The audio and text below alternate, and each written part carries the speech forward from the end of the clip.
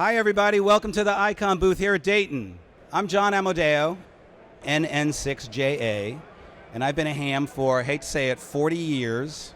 I've also been in the television industry for about 30 years. But now, of course, I'm on Last Man Standing, which is a very popular show on ABC Friday nights at 8 o'clock, and it's good news about that is it is coming back next year. We've just been picked up by ABC for 22 more episodes, which will give us the opportunity to do more comedy for everybody and maybe even a little bit of ham radio fun. I hope most of you know that Last Man Standing stars Tim Allen, and Tim Allen stars as Mike Baxter.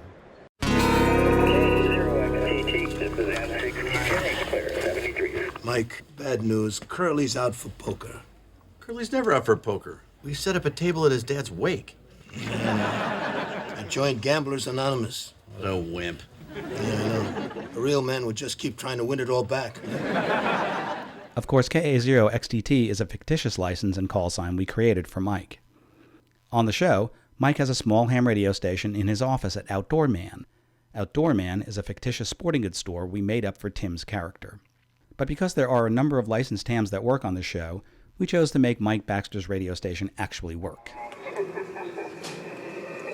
So here's the Last Man Standing stage. They're actually filming right over here. So we have to be a little careful with the noise that we have here, but really strong signals coming in from the antennas on the roof, just doing a bang-up job here. Here's a shot of the roof of our stage, where we keep all of our UHF, VHF, and HF antennas. It's about 70 feet above the ground, so not a bad place for an antenna. We have a lot of great equipment on the show, so to get some use out of it, over the past 2 seasons we've held a number of radio events from our studio. We've contacted thousands of stations from around the country and a few from around the world. Using their linked UHF analog repeaters, members of the Papa repeater system have been able to make lots of contacts live from our stage. We've also hosted a Papa System Thursday night D-Star Roundtable. This is a special edition of the Papa System Thursday Night Roundtable, as we are operating from the set of the ABC television show Last Man Standing in Stage 9 of CBS Studio Center in Studio City, California. And we are transmitting on the actual Icom IC9100 using a Heil PR781 mic that is part of Mike Baxter's office that's on the set.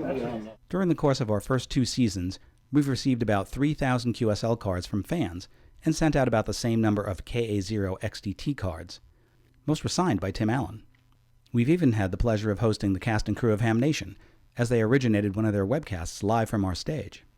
Ray Novak just wandered in off the street. Ray is the one that came up with this great equipment. Now, Ray, what a deal to get all this radio gear in here live and not actually cause interference to the rest of their electronics. Well, Ray, we appreciate all the hard work that N6JA that you put in on this, and how exciting to have ham radio featured on this show, huh? Oh, most definitely, and just to get the word out there of what great hobby this is, it's going to be beneficial for everybody in the hobby.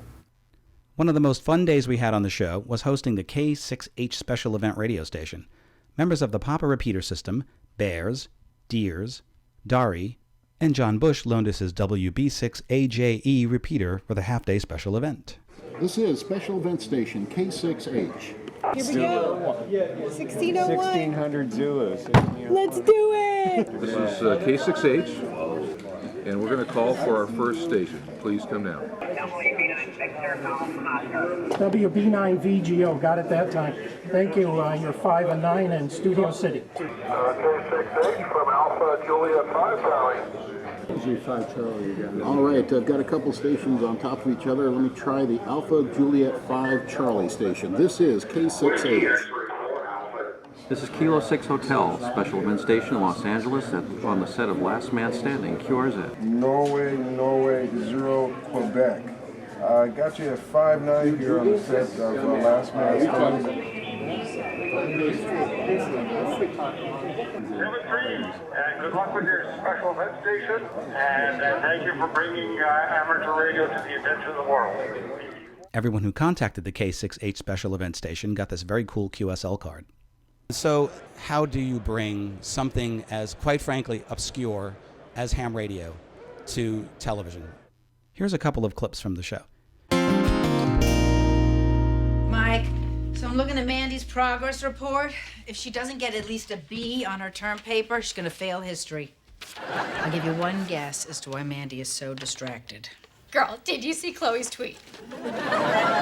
Mandy, honey, we need to talk to you. I know. I'm gonna retweet it and then post it to Facebook, so be sure to like Mandy. it and then LOL it there. Yeah. Mandy, you're taking away all your devices until you get your history grade up past a B so you pass the damn class. You can't take away my devices. The sooner you finish your paper, the sooner you'll get them back. I'm having so many feelings right now. But if I can't tweet about them, am I even really having them? Is that a phone?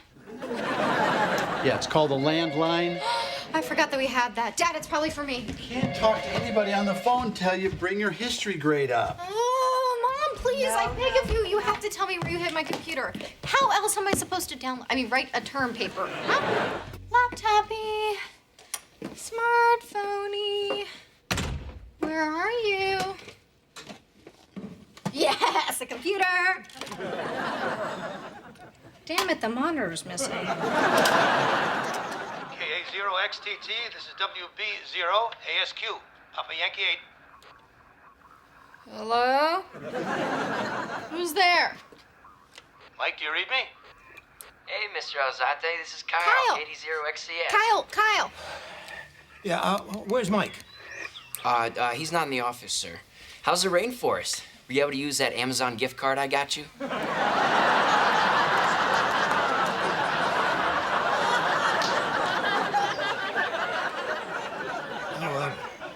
That's a different Amazon, son. Kyle, can you hear me? Kyle. Wow, Mr. Alzate, when you're on Frog Venom, you sound just like Mandy. Say something she would say. Kyle, it's me, Mandy.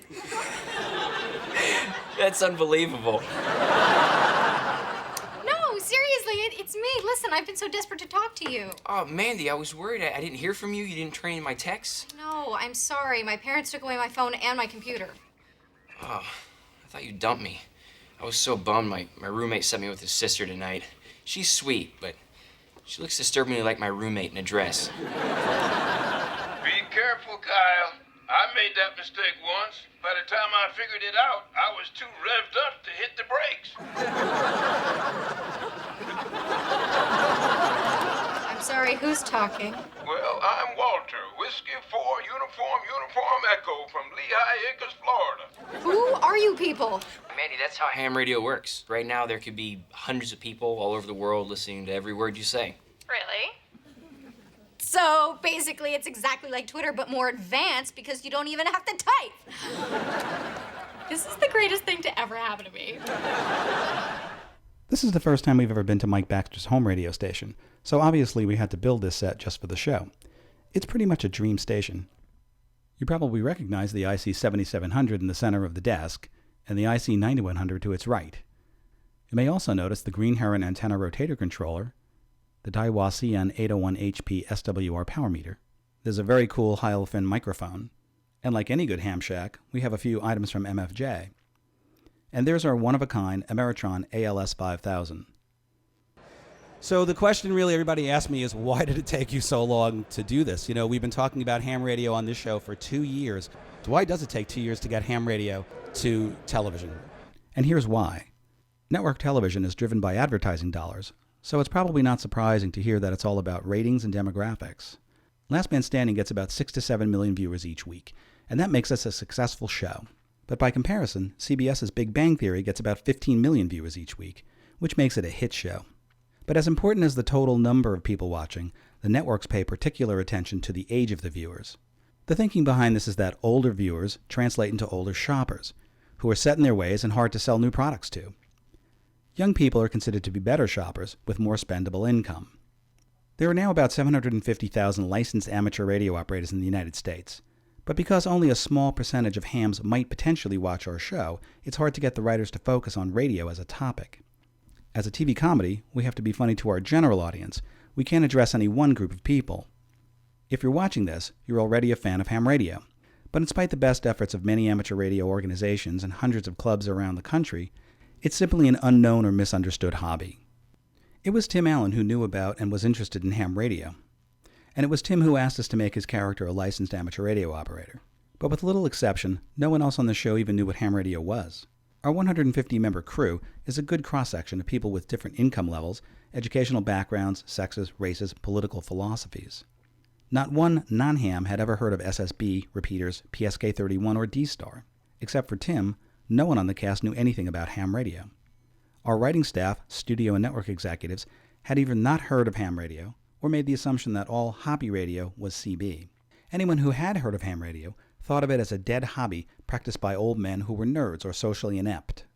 Of course, we never gave up fighting for ham radio content, and after 2 years of trying, we were finally able to put a small ham radio-related story on the air. On Friday, March 15th, show 217, The Fight, aired on ABC. The episode had about 7 million viewers. On the night the show aired, our ham radio-specific Facebook page lit up with 14,000 hits and had thousands of comments. Surprisingly, about 95% of the comments were positive. We expected more like a 50-50 split because although the show was funny, Mandy gave the impression that she was transmitting without a license because she didn't ID during the scenes. To find out whether Mandy's licensed or not, you're going to have to watch the show next year. But remember, if the writers decide to continue the story, we have the power to grant Mandy a license. How about Kilo Foxtrot 0, X-Ray India Echo? Maybe. Let's see what happens next season. For our ham viewers, it's important to know that we're a family comedy. Our primary goal is to be funny to our general audience. It's not our mission to educate the public about ham radio, just to make them laugh. Now, you've only seen a small portion of episode 217, so to see the episode in its entirety and other episodes of Last Man Standing, go to the abc.com webpage. Here's the address. So the question is, were we successful in bringing amateur radio to television? And I think the answer is partially. And now that the writers have been exposed to ham radio, they'll start thinking about new storylines that might involve the hobby. So why try to put ham radio on television at all? Well, first, as a TV producer and as a viewer, it's funny. A lot of great storylines could come from it. But second, as a licensed radio operator, I'm interested in defending the hobby. There are a lot of big corporations that would love to have our frequency spectrum for their wireless devices. So if we want to stay on the air, we're going to have to work hard to keep our bandwidth.